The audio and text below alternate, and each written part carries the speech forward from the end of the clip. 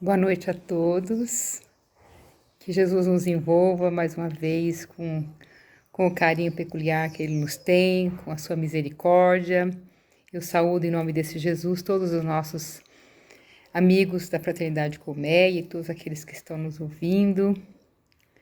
Mais uma vez fazemos uso da tecnologia porque nos está muito difícil nos vermos presencialmente, não é? Então, a gente está assim se esforçando para que a gente não deixe de levar a palavra de Jesus àqueles que têm sede dela. De uma forma ou de outra, devemos nos esforçar. Eu confesso que sinto muita falta da nossa casa, falta de estar com vocês, falta de exercitar com mais fervor, né, essa crença nossa na doutrina, mas o tempo tem nos dado a oportunidade também do estudo, de nos aprofundarmos mais acerca de alguns temas. E hoje nós vamos falar sobre a caridade. Todos nós estamos vivendo uma situação atípica, que talvez não, certamente nunca ninguém vivenciou. Já passamos por alguns desafios, mas como esse, nunca ouvimos dizer e nunca experimentamos.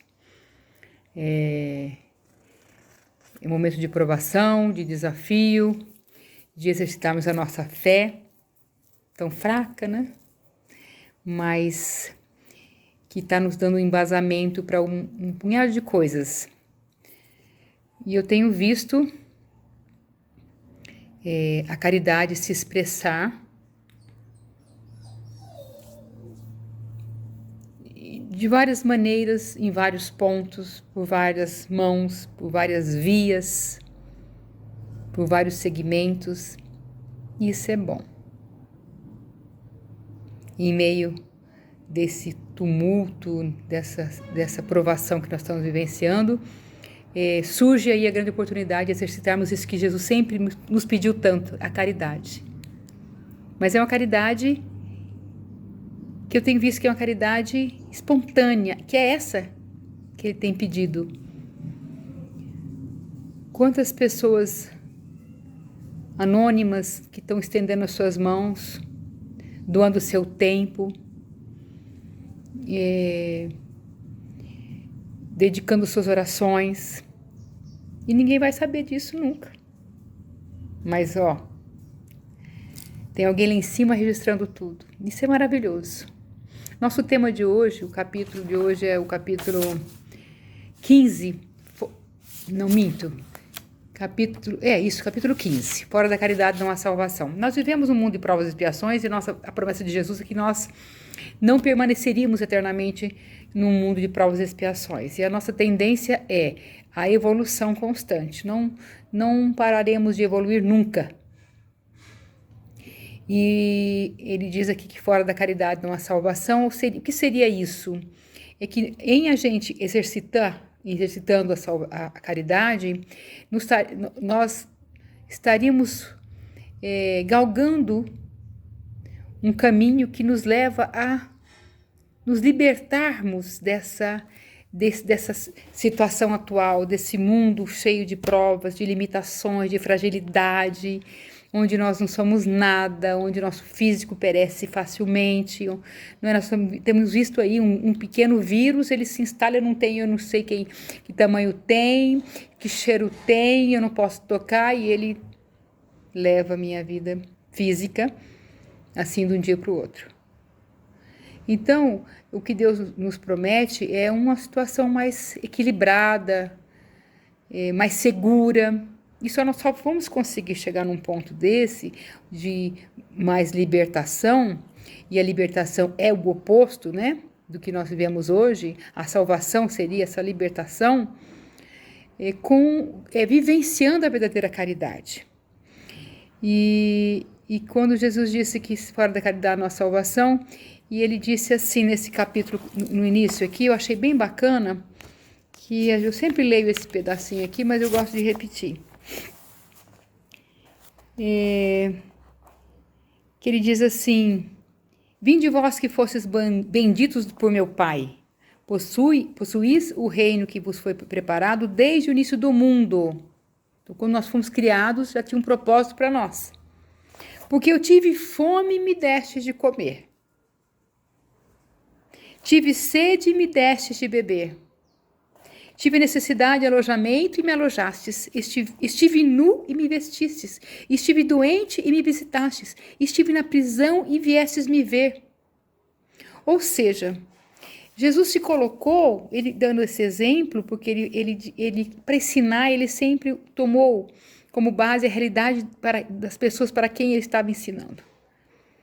E nós só entendemos o que Jesus quer dizer se nos virmos inseridos, não é? Dentro da nossa própria realidade. Nós temos dificuldade de entender se o ensinamento se afasta um pouco da realidade que eu vivencio. Então, Jesus, já naquela época, ele trouxe bem para perto da vida humana a necessidade do abrigo, da comida, do amparo, de uma palavra, de uma visita, de um teto, de um afago, enfim. E ele diz assim que quem assim o fez, quem assim o faz, não é? Estarão incluídos entre os benditos de Deus, os benditos do meu Pai, segundo ele. E aí os apóstolos e os outros que estavam perto, não entendendo direito, falaram assim, mas Jesus, quando é que você esteve doente e eu não fui te visitar? Quando é que você estava com fome e eu te neguei comida? Quando é que você esteve preso? Eu não entendo isso, não sei. Não tenho conhecimento que você esteve preso para que eu não fosse te visitar? Ou para que eu tenha ido te visitar? Eu não me lembro disso. Quando é que o senhor estava com fome e eu te dei de comida? Quando foi isso? E eu acho lindo esse pedaço. Me emociona. Porque hoje, na atual situação, quantas pessoas estão necessitando da gente? Não é? Quantos estão aguardando a nossa reação, a nossa atitude? Porque só tem que aguardar. Eles dependem da boa vontade daqueles que têm mais condições de ajudar. E aí Jesus perguntou, quando eles perguntaram isso para Jesus, Jesus disse assim, entenda o que eu quero dizer. Eu vos digo em verdade, quantas vezes o fizestes com relação a um destes mais pequenos de meus irmãos, foi a mim mesmo que o fizestes. Então, gente, estamos aí de frente da grande oportunidade de visitar Jesus, de dar comida a Ele, de afagá-lo, de dar um ombro amigo, porque a única coisa que Ele pede é que nós nos amemos. É tão forte esse apelo dele que ele diz que ele se coloca no lugar das pessoas. Ele diz assim, você fizer por um destes, está fazendo por mim mesmo. Se não fizer um destes, é a mim que vocês não fazem. Então, esse capítulo, ele chama muita atenção para a caridade, mas ele diz assim que a caridade precisa ser sentida. E aí, ainda nesse capítulo, desafiam Jesus, né? E fala assim, você fizer para o teu próximo, estará fazendo para mim mesmo. E aí pergunto, quem é meu próximo, Jesus? Aí ele conta aquela historinha do bom samaritano que todo mundo já conhece, não é? Que tinha um senhor que foi assaltado e estava caído no caminho, todo machucado, com as suas vestes rasgadas, enfim, à mercê, né? Do auxílio de quem ali passasse, porque ele não estava em condições de nem se reerguer. Aí passando ali um fariseu, que era, né, aquelas pessoas que viviam lá, dizendo Jesus, Jesus, saudando, dando dízimo, gritando alto, orando alto, né? Ou seja, propagando a sua fé, a sua religião, a sua crença, passou e olhou assim e disse, ali me cheira confusão, tem que ir embora. Nem olhou. E quantos outros também passaram e ignoraram, porque um estava com pressa, o outro não queria confusão para a cabeça dele, o outro tinha condição de ajudar, mas não vou me envolver.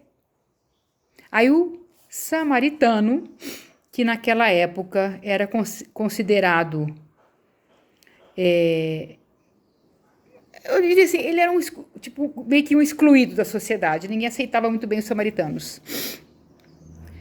E ele não frequentava o templo, ele não batia no peito dizendo assim, Senhor, Senhor, eu estou aqui, mas ele passando olhou aquele senhor e se compadeceu dele, parou, não é?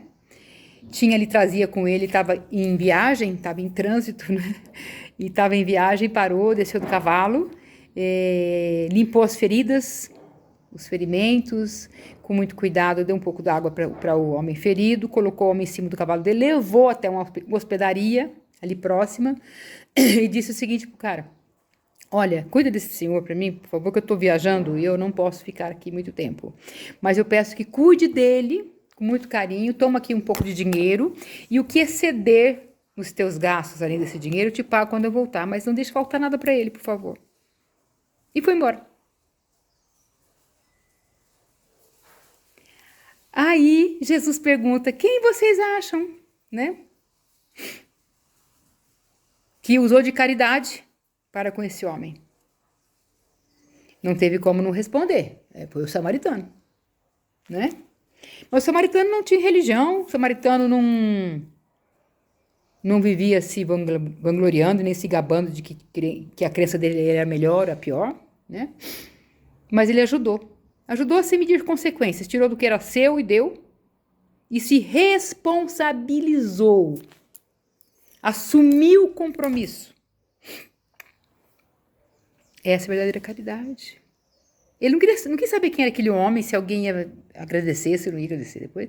Ele seguiu o seu ímpeto, o seu coração. Então, que a gente possa deixar fluir isso que tem dentro da gente, porque todos nós temos essa essência do bem. Vamos exercitar isso, vamos ajudar quem precisa dentro da nossa limitação, óbvio, né? Que não adianta cobrir um santo para descobrir o outro. Mas existem N formas de ajudar. Então, o Paulo mesmo diz que nós precisamos da caridade. Porque a caridade é que nos leva a nos tornarmos pessoas melhores. E, consequentemente, a essa salvação, essa libertação, a nos levar um rumo que nos leve a um mundo melhor. Uma situação melhor. Mas não podemos esperar isso, que o meu corpo vá para uma situação melhor. Lembremos que o nosso corpo é só um revestimento, um instrumento que o nosso espírito usa, aliás, bem usado, para executar as suas tarefas, cumprir suas missões. Porque nós, o verdadeiro eu, é o nosso espírito. Então, Paulo diz assim que, ainda que eu tivesse todos os dons, ele diz assim, olha, que é bem bacana, olha, que se ele tivesse, ainda que eu falasse todas as línguas dos homens e mesmo a língua dos anjos, se não tivesse caridade, não seria senão como um bronze sonante e um símbolo retumbante, ou seja, eu não teria essência. Quando eu tivesse o dom de profecia e penetrasse todos os mistérios, tivesse uma perfeita ciência de todas as coisas, quando tivesse ainda toda a fé possível, se não tivesse a caridade, eu nada seria. E quando eu tivesse distribuído todos os meus bens para alimentar os pobres e tivesse entregue meu corpo para ser queimado e não tivesse caridade, tudo isso não me serviria de nada. O que quer dizer isso? Desculpa. Muitas vezes nós fazemos a caridade e, infelizmente, porque faz parte da nossa essência humana, esperarmos o reconhecimento. E quando assim eu faço, eu deixo de exercitar a verdadeira caridade. Quando eu professo uma fé e já imagino que essa fé já é o suficiente, essa crença, aliás, já é o suficiente para me salvar, para me fazer o melhor, e já pensar assim, eu já deixo de exercitar a caridade. Se eu sou uma pessoa que me digo espírita, mas na hora da necessidade de compreensão, de perdoar, de auxiliar, de estender a mão, eu não faço, de nada adianta a minha doutrina, de nada adianta dizer, bater no peito e falar que eu sou espírita. Porque nós temos que primeiro saber o que é o que significa, o que quer dizer realmente ser um verdadeiro espírita. Muitas vezes, e nesse capítulo também está dizendo assim, que a caridade independe, inclusive da fé. Porque às vezes eu não tenho fé em nada, mas eu tenho um coração imenso, e eu ajudo, e eu socorro, eu estendo a mão, eu ouço, eu perdoo, eu tenho complacência. Ah, mas não tem fé, não adianta. Peraí. Tá falando aqui, ó. Quando eu toquei no assunto do negócio de ter uma religião, ou nos gabarmos de que essa religião já me basta, tá dizendo assim, fora da igreja não há salvação. Muitas pessoas, por causa disto mesmo, se degladiam. Ainda entre nós todos, nós sabemos disso, que temos muito preconceito com as várias religiões, e aí esquecemos do verdadeiro objetivo, que é servirmos a Deus através da caridade, através do bom exemplo, das boas ações, e nos degladiamos naquele egoísmo, naquele orgulho de provar que a minha é melhor, que a sua não é. E é por aí que a gente se perde. Eu tenho visto muita gente se perder por causa disso. E muitas vezes não existe briga, existe um comodismo. Um comodismo. Eu já faço as minhas orações todos os dias, eu cumpro com as minhas obrigações, né? Vou ao centro toda semana, normalmente uma vez por semana. Agora não vou nem um dia, porque eu não posso ir. Mas se não tem centro, não posso ir no centro, então não deixa para lá também. Opa! Um dia desse mesmo, numa mensagem psicografada que me veio, dizendo o seguinte, que o centro é apenas um meio. Que nós somos desafiados a exercitarmos aquilo que a gente aprende no centro, é fora dele. É no dia a dia. E nós estamos sabendo exatamente o que isso significa, porque estamos sendo testados dentro das nossas casas, nas nossas relações, onde tivemos necessidade de ficarmos muito próximos. Estamos nos vendo mais de frente, onde as verdades se sobressaem mais. É difícil você disfarçar alguma coisa. Então, o desafio cresce. Mas quando se fala que fora da igreja não há salvação, é uma inverdade. Porque eu frequento um centro espírita, a minha irmã frequenta a igreja católica, a minha amiga é da presbiteriana, o outro não professa nada, o outro é da Umbanda. E aí? Se não houver a humildade para aceitarmos todos como irmãos e entendermos que Deus está em todos os lugares, e independente da forma, né, como você adora esse Deus, você vê Deus, reverencia esse Deus, o que importa é como você é por dentro, como você está servindo esse Deus. Então, vamos descartar isso aí. A igreja não nos liberta de nada. Ponto. Fora da verdade não há salvação. O que é a verdade? Absoluta? A verdade absoluta só os grandes espíritos a têm. Quem somos nós para defendermos? Eu sou o dono da verdade. A sua verdade não me atende. É a minha, né? Você não tem que... A sua verdade é falha, a minha que é verdadeira. Posto que a verdade está sempre se atualizando. Quantas coisas Jesus nos ensinou e hoje a doutrina vem nos ensinando mais ainda. Então, ela está se renovando. Mas fora da caridade, aí sim. Se eu não tiver esse atributo da caridade, que me leva a ser paciente, olha o que Paulo diz aqui na caridade. A caridade é paciente. E eu digo assim, meu Deus, me falta muita caridade ainda. Eu, Cléo. A paciência é doce e benfazeja. A caridade não é invejosa. Olha só. Não é temerária e nem precipitada. Não se enche de orgulho. Meu Pai. Não é desdenhosa. Não procura seus próprios interesses. Quem de nós Quem de nós consegue exercitar isso? Abrir mão dos nossos próprios interesses. Não se melindra e não se irrita com nada. Aí piorou. Vivemos um constante melindre, uma constante irritação por pouca coisa. E tudo mais. A caridade tudo suporta, tudo crê, tudo espera e tudo sofre. Então, se eu não tiver isso aqui, que é o sinônimo de caridade que Paulo diz, aí sim, eu não terei salvação, ou seja, eu não estarei trilhando, não estarei galgando esse caminho que vai me levar para um mundo melhor, onde eu não vou sofrer tanto, eu não vou ter tanto medo de vírus, aliás, não vai ter vírus. A morte nada mais vai ser do que uma transformação suave. Não haverá esse temor absoluto e absurdo da morte.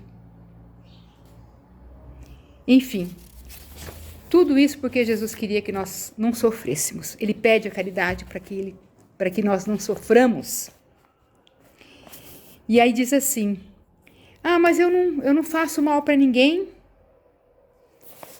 Eu tô aqui quietinha na minha casa, vendo minha televisão, não posso sair de casa mesmo, não tô fazendo mal para ninguém, não tô ajudando, mas também não tô fazendo mal para ninguém. Você acha que basta? Você acha que basta?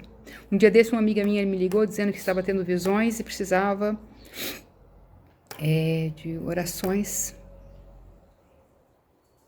E ela não conseguia se desvencilhar daquelas visões.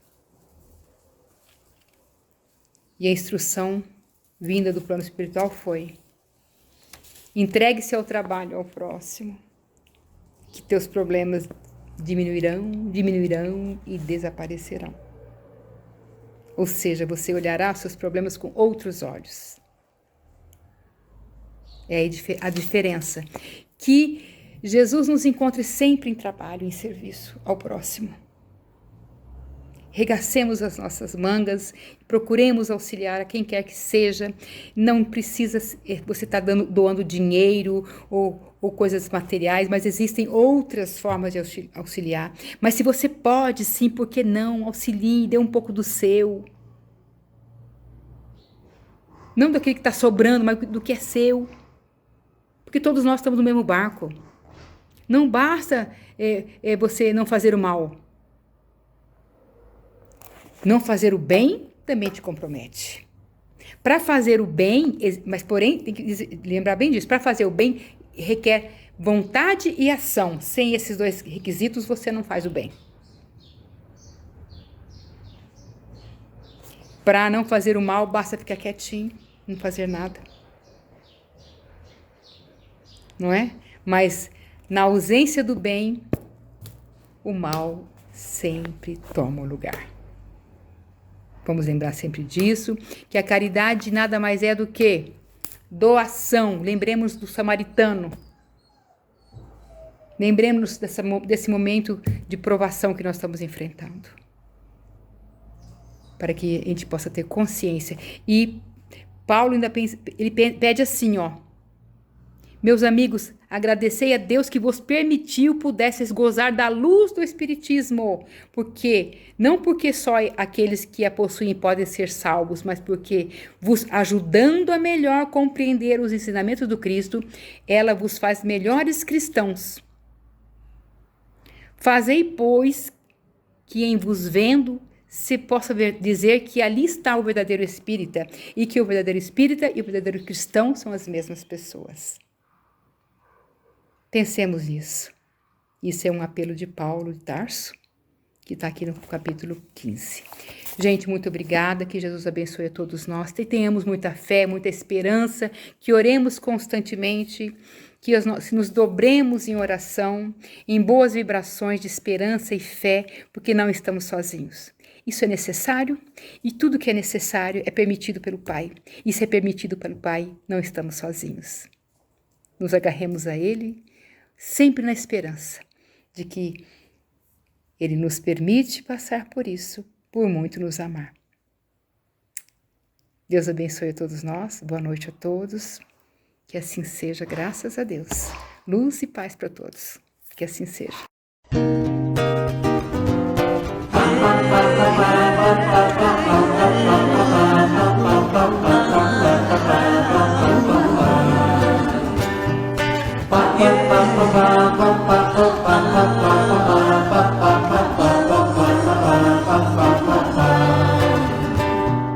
mesmo se perder essa partida. E se a solidão me abraçar, mesmo se fecharem as saídas, e essa noite nunca terminar, mesmo com medo do silêncio, e se não puder ficar em pé, se me revoltarem as lembranças, se me pressionar contra a parede, resistirei lutando contra tudo.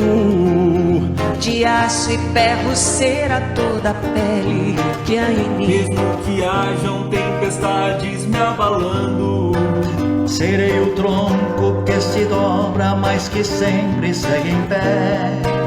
resistirei e vou seguir vivendo.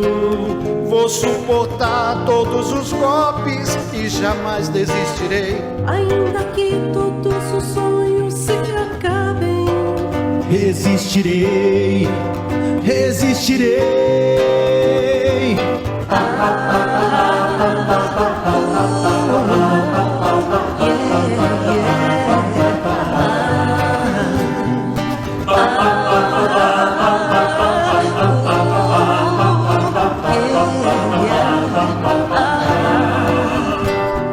Se o mundo perder a magia, Se o inimigo for eu mesma, Se me atormentarem as saudades, se nem mais ouvir minha própria voz, se me aproximar da insanidade, Se não me sobrar nenhum tostão, se a consciência me cobrar, ou se um dia você me faltar, resistirei lutando contra tudo.